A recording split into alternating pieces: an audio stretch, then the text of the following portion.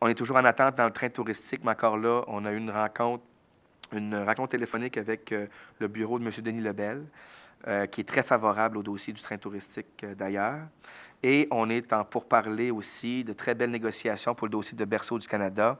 Donc, sincèrement, il y a une bonne énergie, comme on dit, là, c'est ainsi, mais c'est très positif. Et puis, on espère voir M. Lebel très prochainement dans notre coin de pays aussi pour faire des annonces importantes pour le développement des croisières et du tourisme à Gaspé. Autre dossier parce que j'ai eu la chance d'être avec M. Bolduc, M. Yves Bolduc, qui est le ministre responsable de notre région. Donc, être à sa table durant la rencontre avec M. Charret, on a eu la chance de discuter de plusieurs dossiers. Et un dossier là, qui nous préoccupe beaucoup, c'est le dossier du logement. Bien, entre autres, avec Sept-Îles, on a pu exprimer cette inquiétude-là parce qu'eux aussi ont de graves problèmes de logement à Sept-Îles. On se compare, des fois, on se console. Sûrement qu'eux, dans d'autres domaines, ils pouvaient se comparer avec nous puis se consoler.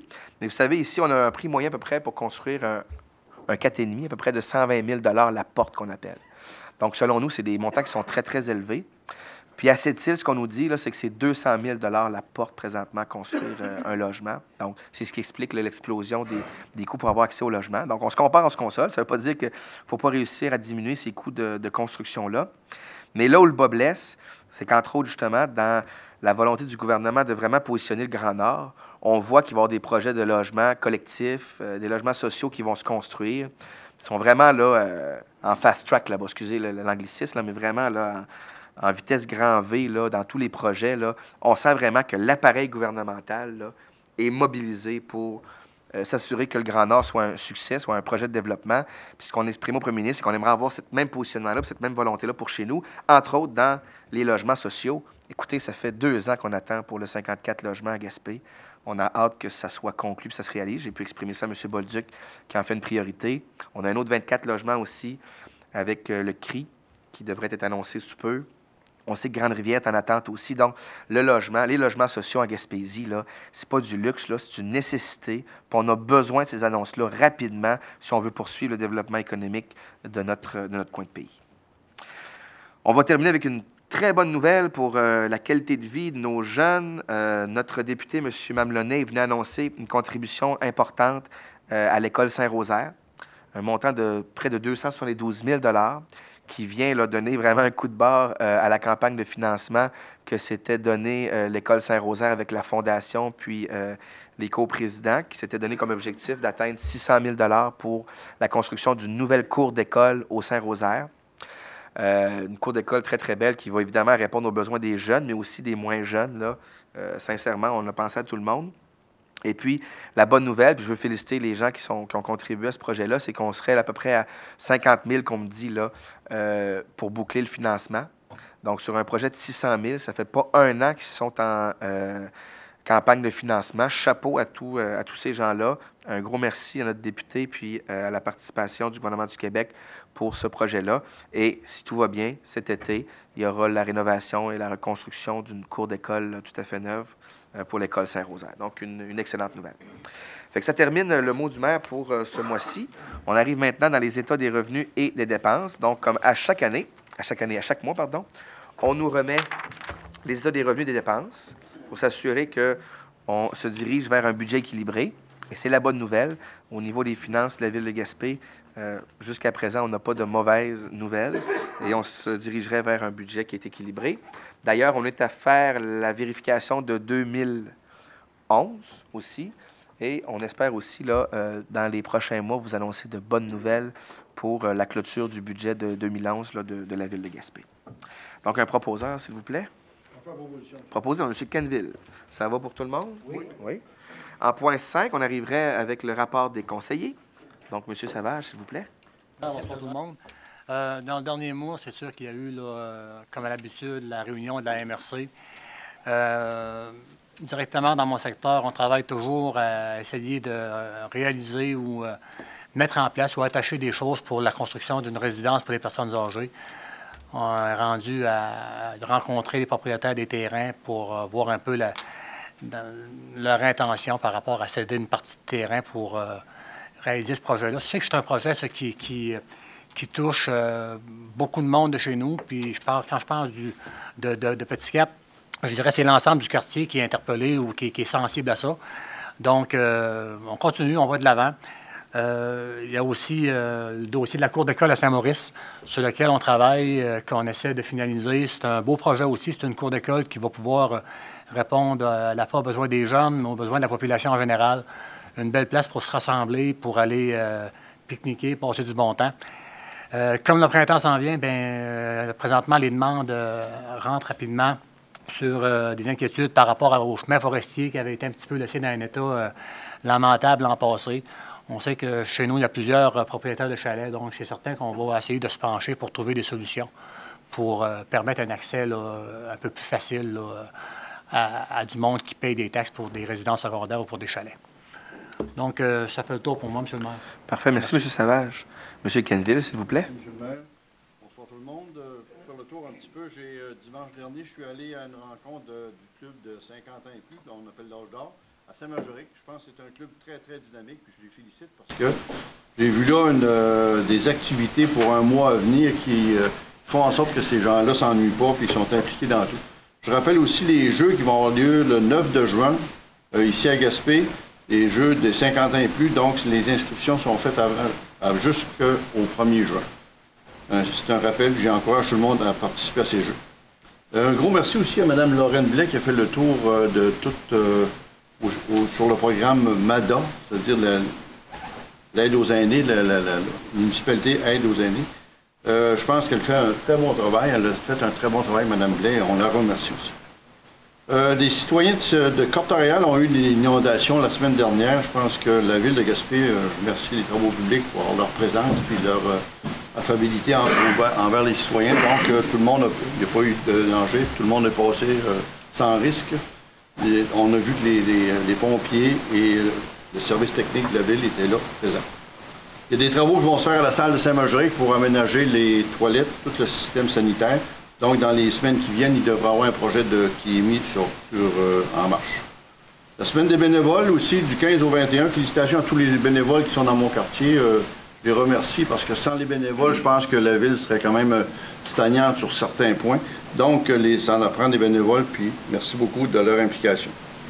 Aussi, M. le maire, je pense que vous vouliez en parler, la question qu'on a eue de M. Jean-Yves Dupuis, la question aussi, on se pose la question, est-ce que ça devrait être par quartier, là? Les rebuts, je pense que les gros rebuts s'en viennent aussi. On demande aux gens de faire attention, de placer leurs rebuts comme il se doit le long des routes, mais aussi ceux qui ont l'intention de le faire, de ramasser un peu le devant de cour. Ça aiderait à tout le monde, à toute la population, de faire en sorte qu'on aurait une ville qui est quand même propre et verte. Donc, passez-vous le message. Je pense que les autres conseillers vont le passer aussi. Le centre de ski, c'est terminé. Malheureusement, comme vous disiez, il n'y a plus de neige. La neige a fondu comme neige au soleil, comme on dit. Mais cette année, le centre de ski a connu une augmentation de 36 % de plus de fréquentation. C'est déjà là un succès. Je pense que ça va se remettre l'année prochaine, puis la même chose. Il va y avoir un tapis magique, il va y avoir beaucoup d'activités, donc à venir. Merci beaucoup. Ça fait le tour pour moi, monsieur. Merci, M. Quenneville. M. O'Connor, s'il vous plaît. Oui, merci, M. le maire. Bonsoir tout le monde. Bien évidemment, dans mon quartier, ce qui s'en vient, c'est on a une grosse mission, c'est-à-dire pour le bâtiment de service pour le travail des sports de Cap-aux-Eaux. Cap-des-Rosiers, ça s'en vient aussi. Ça fait que là, il y a la question qui me préoccupe, le dossier, c'est le dossier de la Caduc. Là, j'aurais une question là-dessus, à savoir, est-ce que ça annonce qu'on pourrait avoir de l'eau quelque temps cet été? C'est-à-dire, comme on dit, le réseau, ce qu'on appelle l'ancienne coopérative, si on connaît un été sec, bien, c'est arrivé. Je pense qu'à un moment donné, les gens ont hâte de savoir s'il va y avoir de l'eau dans le trou, dans le tuyau. Oui, là-dessus, M. O'Connor, aux travaux publics, présentement, on va lancer un appel d'offres pour une fracturation hydraulique. C'est un procédé qui est utilisé là, couramment en eau potable. C'est qu'on fracture le puits, mais avec de l'eau.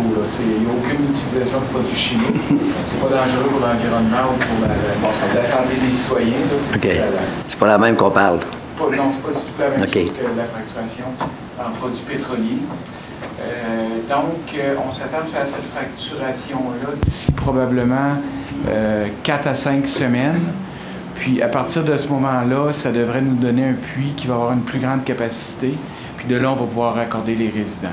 On va vous tenir au courant, là, à chaque réunion du conseil, on pourra vous tenir au courant des derniers développements. Là. Nous, le but, c'est toujours de donner de l'eau potable aux gens de ce secteur-là le plus rapidement possible. En tout cas, c'est sûr qu'on se sert du réseau de la TV communautaire là, pour informer les gens. Là. Ils n'ont pas les nouvelles tous les jours. Mais ça veut dire qu'au niveau de la dureté, ce problème-là avait été résolu, quoi, ou l'eau qu'il va avoir en supplément, on peut-y rencontrer le même problème qu'on a eu l'année passée? Là, présentement, il y avait deux problèmes. Il y a un problème de dureté, comme vous venez de le dire, puis il y a le problème de quantité. Donc, il faut absolument régler le problème de quantité d'eau en premier. Puis, en parallèle à ça, on devrait être en mesure d'ajouter les équipements nécessaires à corriger la dureté de l'eau. OK, ça répond à ma question. C'est sûr que les gens, le tarif au niveau du réseau, ils ne sont pas tarifés, si on veut, parce qu'ils ne sont pas raccordés. C'est ça qui est la seule consolation qu'on peut avoir. Puis la deuxième, c'est qu'ils continuent à avoir de l'eau comme ils ont dans le moment, là, en attendant que le réseau soit opérationnel. Merci, c'est tout, M. le maire. Merci, M. O'Connor. Madame Perry, s'il vous plaît. Merci, M. le maire. Bonsoir, Mesdames et Messieurs. Comme mes collègues, il y a eu bien sûr les séances du Conseil et les rencontres de travail. En plus, le 14 mars, j'ai assisté au Conseil d'administration de CD Spectacles. Également, la semaine dernière, une équipe de professionnels, architectes, ingénieurs, sont venus nous présenter le futur plan, en tout cas, de la salle de spectacle. Je peux vous avouer, en tout cas, qu'on a été vraiment très, très satisfaits des propositions qui nous ont été déposées. Si ça va selon l'échéancier qui est prévu, les travaux devraient commencer en avril 2013 pour que la salle soit terminée, en tout cas, là, pour 2014. Fait que je pense que les gens vont être vraiment super heureux de pouvoir profiter d'une belle salle de spectacle. Le 16 mars, comme mes collègues, il y a eu la conférence de presse avec la ministre, Mme Ménard, pour l'annonce de la contribution financière du gouvernement pour la gare intermodale. Le 21 mars, j'ai aussi participé à une rencontre de consultation sur le plan d'action 2012-2015 à l'égard des aînés de la ville de Gaspé. Il y a eu 3 rencontres de consultation. Comme mon collègue, j'en profite également pour remercier Mme Blais, la chargée de projet, qui a fait un excellent travail. Et je me dis, toutes les données qu'elle a recueillies, en tout cas, vont servir à nous, membres du conseil municipal, qui vont nous permettre, sans aucun doute, à favoriser le vieillissement actif de notre population dans notre municipalité. Le 30 et 31 mars, il y a eu le conseil d'administration du réseau Biblio. J'y suis en tant que présidente et représentante aussi de la municipalité. Ce matin, j'ai assisté au lancement de la programmation de Livres en fête qui va se dérouler du 22 au 29 avril. J'en profite pour inviter tous les gens de notre municipalité à se rendre dans nos bibliothèques municipales. Il y a plusieurs activités qui sont organisées dans les bibliothèques et bien sûr, il y a d'autres lieux aussi qui sont ciblés dans notre municipalité. Donc, vous pouvez vous rendre sur le site de Livres en fête. Toute la programmation y est inscrite et c'est un événement, en tout cas, à ne pas manquer. En terminant, je complète mon message en soulignant également aussi la semaine de l'action bénévole qui va se tenir du 15 au 21 avril sous le thème « Votre présence fait la différence ». La semaine de l'action bénévole vise à souligner la contribution des nombreux bénévoles aussi qu'on a sur notre territoire. J'en profite pour remercier tout le monde. Il y en a plusieurs même dans la salle ici qui sont des bénévoles. Je pense qu'il y a à peu près au moins 50% de notre population qui sont des bénévoles. Donc, merci à vous. Je vous suis très reconnaissante. Et je termine en souhaitant joyeuse Pâques à tous nos citoyens et bon congé pascal. Merci. Merci, Mme Perry. M. Aspiro, s'il vous plaît. Oui, bonsoir tout le monde. Moi, pas ce mois-ci, il y a eu des rencontres avec la SADC. Aussi, j'ai eu des rencontres avec le comité de fabrique. C'est un comité de citoyens qui sont mis ensemble pour amasser des argents pour terminer d'aménager le stationnement de l'église. Tout le monde saute au courant, ou presque. Là. Je pense qu'il y a eu quand même une phase de fait. Puis il y a aussi une deuxième phase là, qui est mise en branle. Dans la première phase, il y a eu quand même des comités qui sont là. Il y a eu quand même un comité au niveau de la fabrique, la Caisse populaire, la pharmacie, aussi la ville de Gaspé dans le cadre de Village Relais. Pour la continuité de ce projet, bien, ce que je peux vous dire, c'est que je félicite les gens. Puis je sais que ils sont encouragés parce qu'ils ont quand même, je vous dirais, pas mal de sous de ramasser là, pour un petit comité comme ça. Puis si ça va bien, puis si ça continue comme ça va là, dans les mois à venir, là, il y aurait presque la moitié de ramasser. Puis quand je vous dis la moitié de ramasser, c'est quand même 113 000 là, qui veulent ramasser en tout et partout. J'ai eu aussi une réunion avec le comité de l'Arena. Aussi, j'aimerais aussi féliciter un autre comité, le comité des sports d'hiver. Ces gens-là, je pense qu'ils ont travaillé très fort toute la saison. Puis j'aimerais féliciter en particulier Mme Carole Chrétien là, qui a maintenu, je veux dire, le comité en place, là, puis qui a travaillé d'arrache-pied pour que ça fonctionne cet hiver. Aussi, pour terminer, j'aurais une question pour M. Savage. J'aimerais savoir, au niveau du centre du village, il y a quand même une dernière phase qui va se faire. Puis j'aimerais savoir où ça en est rendu, puis comment que ça avance dans le temps pour ce projet-là. Oui, M. Aspiro. Donc, pour la 4e phase des travaux à Rivière-Nord, on est à l'étape de la confection des plans et devis qu'on devrait recevoir au cours de la semaine prochaine. Donc, on s'attend d'aller en appel d'offres au cours environ la mi-avril pour choisir un entrepreneur environ à la mi-mai pour un début de travaux là, au cours de l'été, juillet ou bien peut-être le début du mois d'août. OK. Parce que je sais que c'était quand même une grosse phase. Là, on parle de la dernière phase, mais on parle quand même de plusieurs millions. Puis je sais aussi que, M. le maire, je veux dire, vous avez travaillé fort dans ce projet-là. Puis j'aimerais remercier aussi les gens je veux dire, qui ont mis l'épaule à la roue là-dedans. Parce que je vous dirais que le dernier projet, c'est un projet en tout cas, on peut dire d'au moins 38 à 40 millions de dollars. Là. C'est peu dire. Fait qu'on espère que les appels d'offres vont rentrer dans l'ordre puis que le projet commence, on peut dire, le mois de juin, juillet, si tout ira bien. C'est bien ça? Exact. Oui. OK. Bon, je vous remercie beaucoup, M. Savage. Ça fait le tour, M. Aspiro. Merci, Oui, M. Aspiro. bien, Oui, M. Smith, s'il vous plaît. Oui, merci, M. le maire. Bonsoir, Mesdames, Messieurs. Durant le dernier mois, j'ai assisté aux rencontres régulières du Conseil. Et en plus de ces réunions, j'ai assisté lundi le 12 à une rencontre de travail sur le dossier de la collecte des bouts de fosses septiques. C'est un dossier qui chemine très bien, comme on s'y attendait. Puis je crois bien que dans quelques mois, on pourra donner plus d'informations à nos citoyens à ce sujet. Vendredi le 16, j'ai eu le privilège de remplacer M. le maire lors de l'annonce faite par la ministre du Tourisme, Mme Ménard, concernant le projet du carrefour intermodal. Comme le disait tantôt M. le maire, on doit se réjouir d'une telle annonce, car ça permet à la Ville de Gaspé de se doter d'une infrastructure moderne, d'une infrastructure nécessaire, et ceci à un coût abordable pour la communauté. Vendredi le 30, j'ai représenté la Ville lors du gala d'ouverture du premier championnat scolaire provincial de soccer cadet à se tenir dans notre municipalité. On a reçu des jeunes de secondaire 4 et 5 de toutes les régions du Québec.